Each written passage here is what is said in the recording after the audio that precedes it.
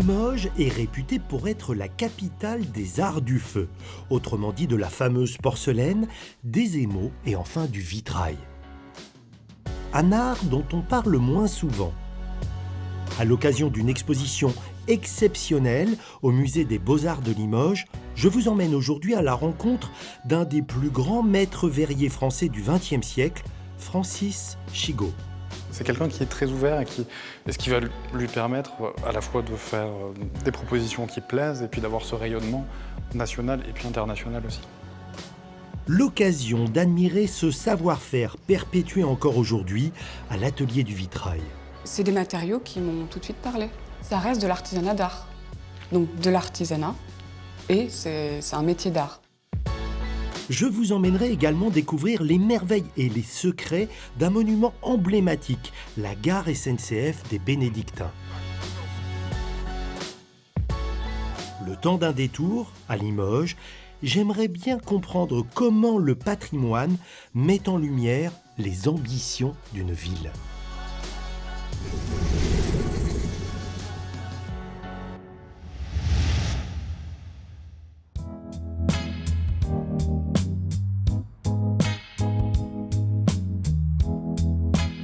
Installé au pied de la cathédrale, dans le quartier historique de la cité, le musée des Beaux-Arts de Limoges occupe l'ancien palais épiscopal édifié à la fin du XVIIe siècle. François Lafabrier, jeune conservateur du patrimoine, est depuis 2021 à la tête de l'institution. C'est en sa compagnie que je vais découvrir un artiste très réputé dans le petit monde des maîtres verriers, mais insuffisamment connu du grand public. Francis Chigot. Né à Limoges en 1879, Francis Chigot va par sa créativité et son talent d'entrepreneur participer à la renaissance du vitrail au siècle dernier. François, si tu devais choisir un vitrail pour présenter Francis Chigot à ceux qui, comme moi, ne le connaissent pas du tout, tu choisirais lequel ? Je pense que je choisirais celui-là, qui est le chêne au bord de l'eau, qui date de 1914 et qui est très très représentatif de l'art de Chigot, à la fois par ses couleurs éclatantes et puis parce que c'est des paysages et que c'est une des spécificités de l'atelier de Chigot de faire des paysages. Et des paysages, pas de n'importe où, mais de son coin, d'ici, du Limousin. C'est aussi une marque de Francis Chigot. C'est quelqu'un qui est resté très très attaché à la ville de Limoges. Et à Limoges, il y a installé son atelier en 1907. Et on sent dans ses nombreuses productions de paysages son amour pour le pays et pour la terre de Limoges. On est face à des tableaux qui sont vivants en fait, et véritablement des tableaux qui changent. C'est intéressant ce que tu dis, vivant. On est passé devant les baigneuses tout à l'heure. Alors pareil, hein, beau travail sur le reflet de la dite baigneuse. Il s'est ouvert très vite à des types de verres modernes, par exemple. Et pour les reflets, il utilise ce qu'on appelle des verres imprimés, qui sont donc en relief, à motif. Et la lumière, en jouant sur ces verres, permet de les faire vivre et de les faire jaillir.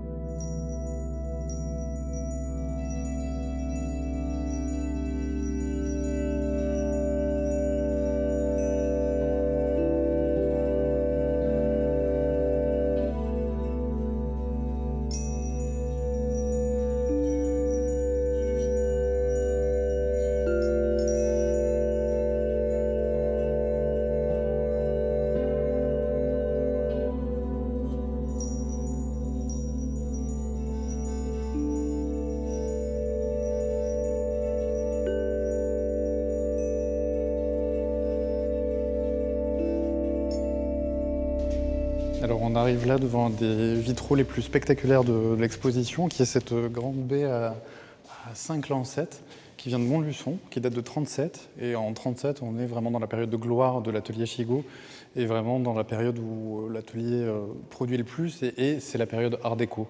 C'est vraiment un moment d'explosion pour l'atelier, d'explosion des commandes. Et c'est des vitraux qui sont très particuliers, parce qu'on utilise de plus en plus uniquement du plomb et du verre pour faire le dessin. Et c'est vraiment la matière qui intéresse à ce moment-là. Et on est moins dans ce qu'on avait parfois avant, qui était plus de la peinture sur verre, presque, des tableaux. Là, on a quelque chose de plus dynamique. Ce qui est intéressant, c'est que généralement, les vitraux, on les voit de loin. Là, on peut aller voir les détails et on se rend compte justement de la dynamique, par exemple, qui est donnée dans ce vitrail-là. C'est tout l'intérêt aussi de pouvoir montrer des vitraux en exposition, c'est justement de pouvoir plonger dans la matière et de ne pas avoir cette distance qu'on peut avoir quand on les voit dans des monuments ou dans leur lieu d'origine. Là, on a un vitrail qui est particulièrement spectaculaire. Alors tu me dis art déco, je vois ce visage féminin typique quand même de l'art déco. C'était pourquoi d'ailleurs ce vitrail? Alors ce vitrail, en fait, c'est une paire de vitraux, on en a deux, hein, c'est dans nos collections. C'était pour une boutique de parfumerie, d'où cette femme qui porte un parfum. Et ce qui est très beau, c'est qu'on est peut-être dans la quintessence de ce qu'est l'art déco. Ce que je trouve remarquable, c'est qu'avec du verre et du plomb, il arrive à montrer l'invisible. Le parfum est là et les fragrances là viennent caresser le nez de la jolie demoiselle.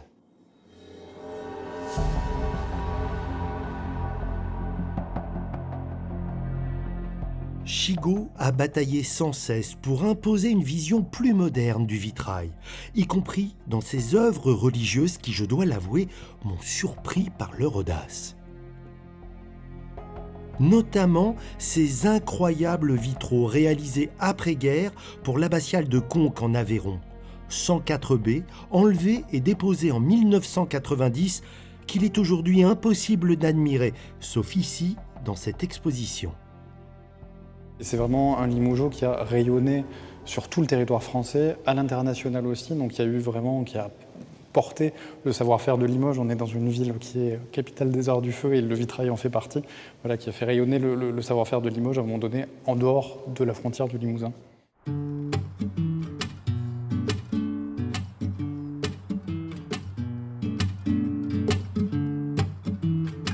Je vous emmène maintenant découvrir de quelle façon le savoir-faire de Francis Chigot se perpétue. Parce qu'après son décès en 1960, tout le monde craignait que l'atelier ne ferme.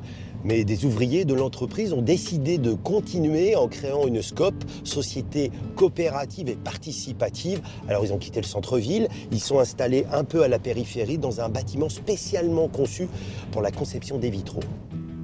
On va arbitrer les anciens plans de casse qui ont disparu. Je vais mettre sur la table. Aujourd'hui, Didier, le directeur, et Sandrine, maître verrier, réceptionnent un vitrail du 19e siècle que l'atelier doit restaurer. Bonjour Didier, bonjour Sandrine. Bonjour. Bonjour. Sandrine, est-ce que tu as travaillé sur des vitraux qui sont présentés à l'exposition au Musée des Beaux-Arts ? Oui, totalement, puisqu'avec ma collègue Mylène, on a restauré l'ensemble des vitraux.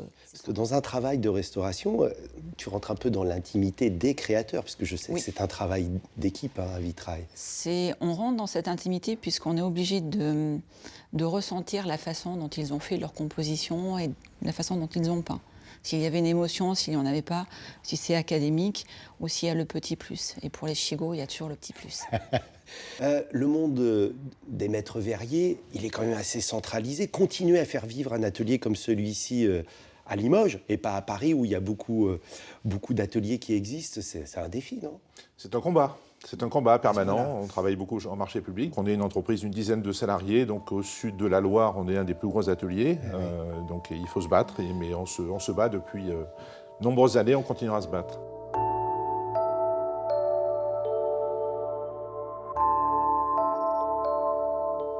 Aujourd'hui, dans l'atelier du vitrail, travaillent des héritiers de cette longue et lumineuse histoire, des artistes comme Marianne.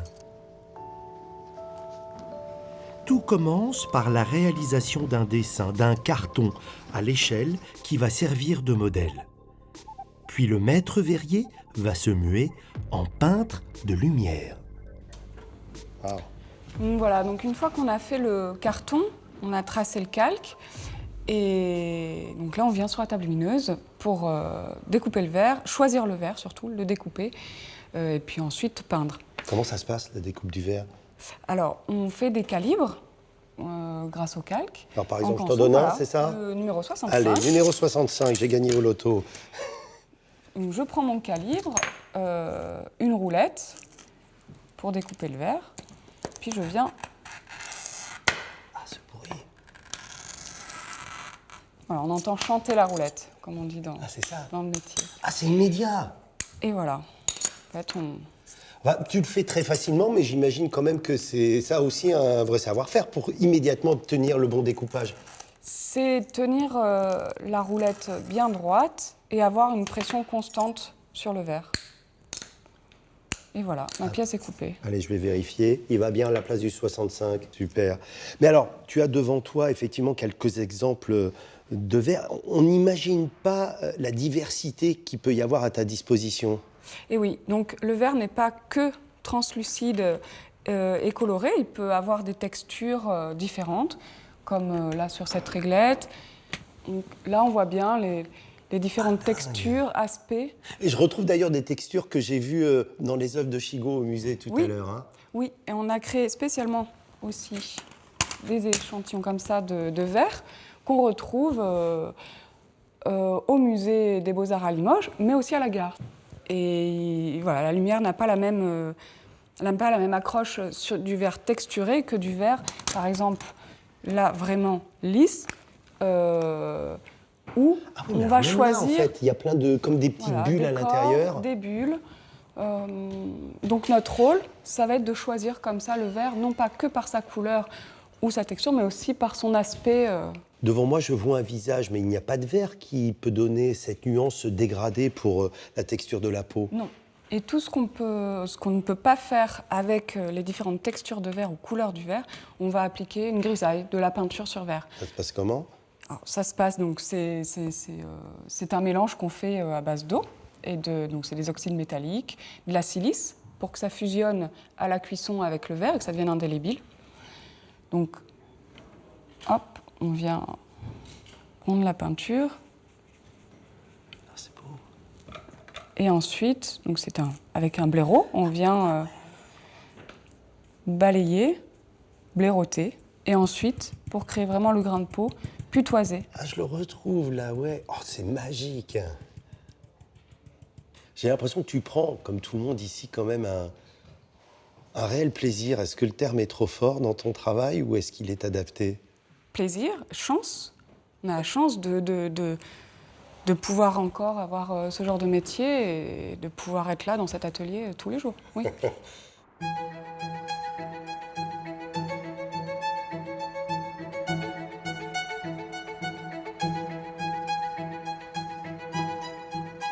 Me voici de retour dans le centre de Limoges, où François m'a donné rendez-vous à l'église du Sacré-Cœur, construite en 1937. Alors c'est pour ça que je voulais t'amener dans cette église, le Sacré-Cœur, parce qu'on a la chance ici d'avoir parmi les plus beaux vitraux de l'atelier de Francis Chigo, qui ont été réalisés à la fin de sa vie. Hein. On est dans les années 50, notamment les deux grandes baies du transept, avec notamment à gauche une très belle scène, avec un style assez expressionniste. On reconnaît le talent de Chigo qui utilise des couleurs sombres pour volontairement mettre en lumière, c'est le cas de le dire, ce qui est important, le calice, le pain. Là, ce qui est assez intéressant, c'est qu'on a des vitraux qui sont assez repeints à certains endroits, donc qui paraissent très sombres à certains endroits, et où le verre et la lumière éclatent à d'autres, et notamment certains éléments, donc le pain, le vin, pour mettre en valeur vraiment des symboles, puisqu'on est aussi dans des vitraux religieux, et l'idée est de transmettre un message et que le fidèle puisse comprendre ce qu'on lui dit.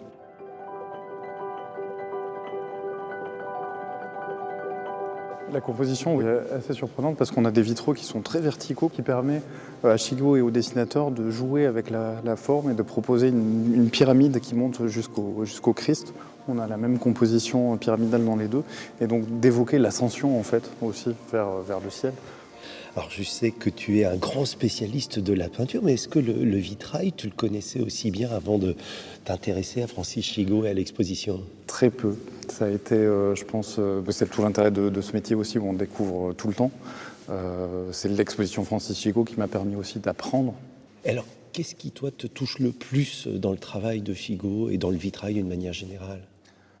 Ce qui est, je trouve, très beau chez Chigo, c'est que le vitrail n'est plus juste le support d'un dessin ou d'un message, mais c'est quelqu'un qui est très attentif au verre qu'il emploie. J'avais jamais mesuré à quel point, avec différents types de verres, on pouvait avoir des effets complètement différents.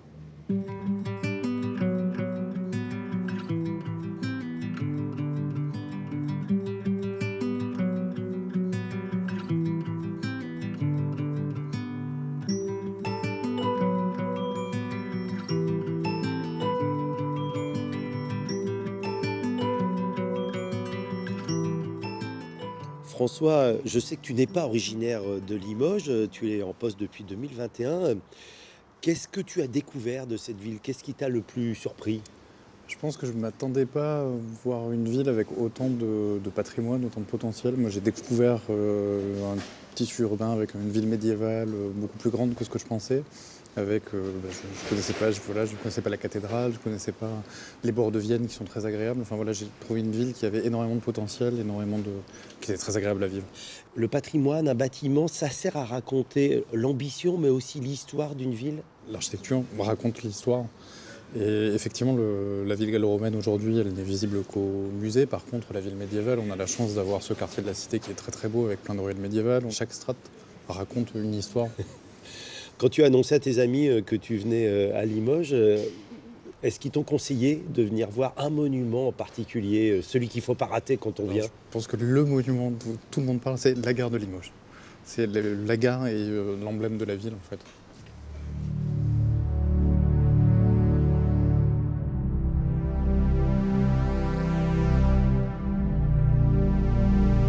La gare des Bénédictins est un peu pour Limoges ce que la Tour Eiffel est pour Paris. Une source de fierté, un incontournable. Son histoire commence au début du XXe siècle quand on décide de construire une nouvelle gare. On fait alors appel à un jeune architecte de 34 ans, Roger Gontier. Après 5 ans de travaux, l'imposant monument est inauguré le 2 juillet 1929. À l'intérieur, les aménagements sont luxueux avec du mobilier en bois massif exotique. Mais c'est surtout par son esthétique mêlant art nouveau et art déco que le bâtiment surprend. Regarde Eric, ouvre cette fenêtre pour se rendre à un endroit inhabituel. Où est-ce que tu m'emmènes là? Waouh. Là on bascule dans un autre espace tout de suite. L'univers des toits. On peut aller un peu partout. Notamment voir la coupole et ce fameux campanile. Super. Bon, à partir de maintenant, par souci de sécurité, il faut s'accrocher avec les harnais.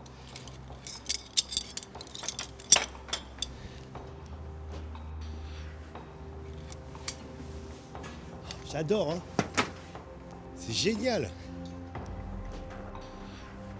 Et alors là, on aperçoit des détails que bien évidemment on ne voit jamais lorsqu'on est en bas. Tout le travail de décor, notamment sur la base de la coupole, on a un très beau travail du cuivre.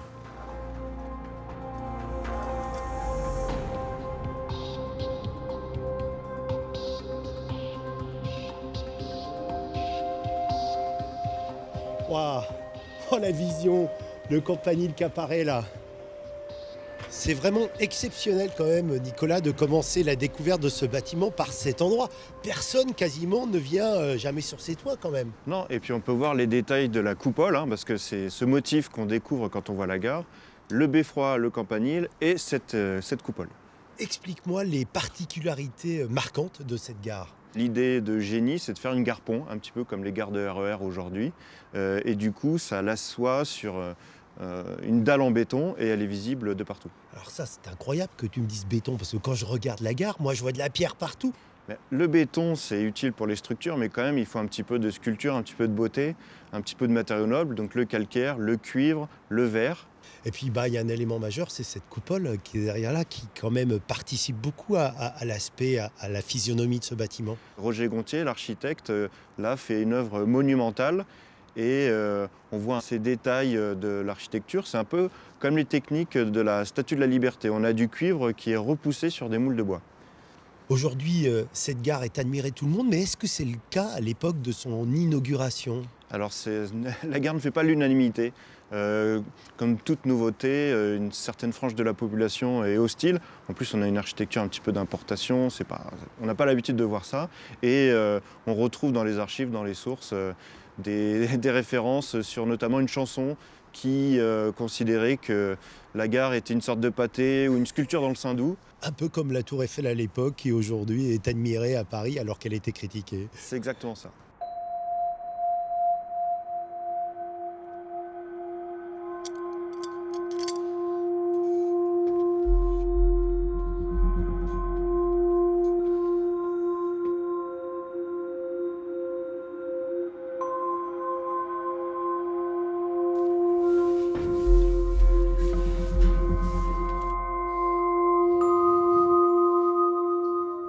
découvert cet endroit il y a à peu près une dizaine d'années, lors d'une visite privée, et je rêvais un jour de vous y emmener.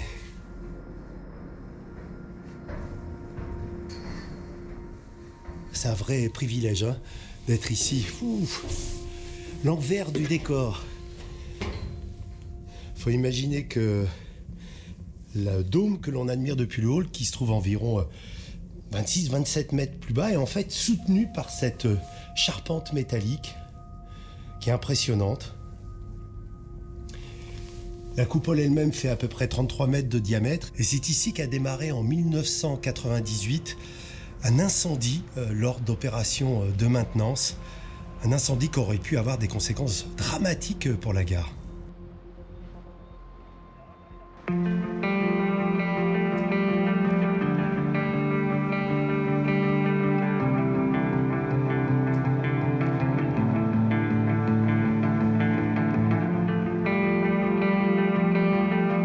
Alors tu vois Eric, quand on rentre, ce volume, cette immensité donnée par la coupole, et le décor est donné par 4 allégories sculptées par Henri Varenne, le Limousin. On a aussi la Bretagne, la Gascogne et la Touraine. Ce qui frappe quand même là, c'est l'espace, c'est l'aspect presque monumental du lieu. J'imagine que c'est intentionnel. Oui, et puis c'est grâce au béton armé. Oui, encore. On a plusieurs volumes, donc la coupole, des grands plafonds à voussure avec beaucoup de lumière, un éclairage zénital, une voûte surbaissée et ces verrières qui remplissent et qui apportent cette lumière. Je ne vais pas te faire l'affront de demander qui les a réalisés. Non, le grand artiste, le grand atelier de l'époque, c'est Francis Chigot. Et encore lui, donc il a aussi œuvré dans la gare. Est-ce que ça arrive souvent qu'il y ait autant de verrières dans une gare ? Alors normalement, la gare, c'est une halle en métal avec du verre, mais c'est pas vraiment une verrière, c'est pas du vitrail. Là, on a une sorte de palais de pierre et rempli de verrières de vitraux. C'est intéressant que tu utilises le terme palais, parce que ça dit bien qu'à ce moment-là, la gare traduit une ambition pour la ville.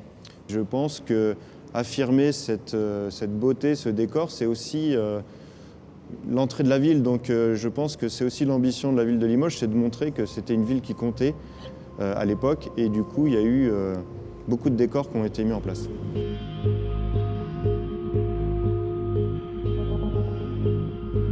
Nous partons maintenant dans une partie, là encore, inaccessible au grand public. Le célèbre beffroi, flanqué de ses 4 horloges, qui donne à la gare de Limoges sa silhouette si particulière. Quelle hauteur fait-il ce campanile, Nicolas ? Il culmine à 67 mètres. Il y a combien d'étages au total ? Mais il y en a 14. Et on s'arrête au 13e.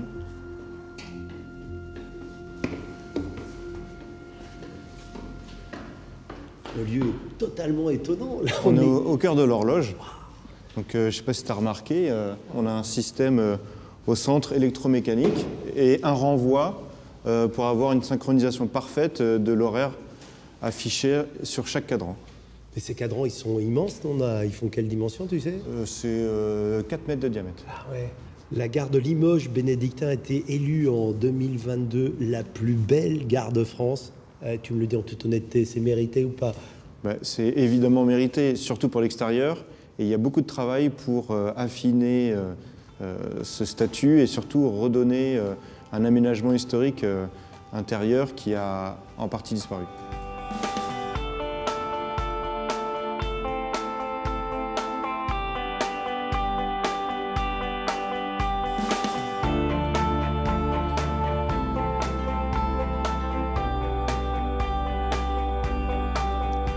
Pour terminer notre balade à Limoges, je tenais à vous emmener ici, au Four des Cassoux, un autre exemple de patrimoine lié aux arts du feu. Il a été construit en 1902 avec plus de 100 000 briques réfractaires. Les fours eux-mêmes font plus de 80 mètres cubes de volume et pouvaient contenir jusqu'à 15 000 pièces de porcelaine. Au début du XXe siècle, on comptait plus de 100 fours comme celui-ci. Il n'en reste plus que 5.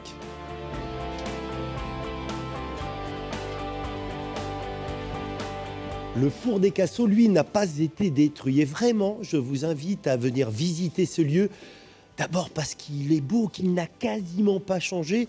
mais aussi et surtout parce qu'il est le témoin du travail de ces femmes, de ces hommes, de tous ces ouvriers qui, dans des conditions difficiles, avaient eux aussi une grande ambition, produire la plus belle et la plus fine des porcelaines.